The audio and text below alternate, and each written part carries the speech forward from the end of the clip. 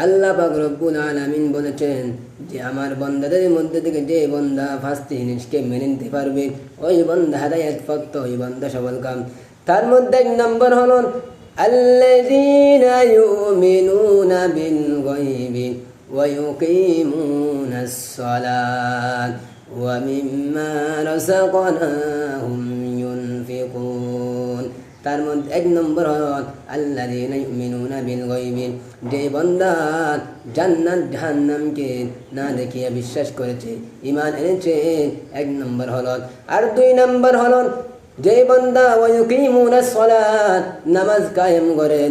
আর তিন নম্বর হল ওয়া মিম্মা রাযাকনাহুম ইউনফিকুন, যে আমি বান্দাকে যে রিজিক দিয়েছি, যে আমি রিজিক দিয়েছি সেখান থেকে খরচ করে। তিন নম্বর হল। চার নম্বর হল ওয়াল্লাযীনা ইউমিনুনা বিমা উনজিলা ইলাইকা ওয়া মা উনজিলা মিন ক্বাবলিক।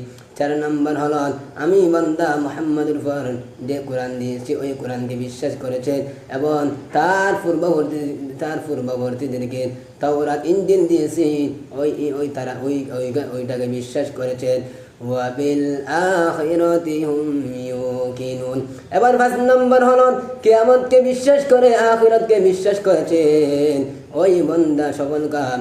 উলাইকা আলা হুদাম মির রাব্বিহিম ওয়া উলাইকা হুমুল মুফলিহুন। উলাইকা আলা হুদাম মির রাব্বিহিম, ওই বান্দা হেদায়েত প্রাপ্ত। ওয়া উলাইকা হুমুল মুফলিহুন, ওই বান্দা সফল কাম। সুবহানাল্লাহ।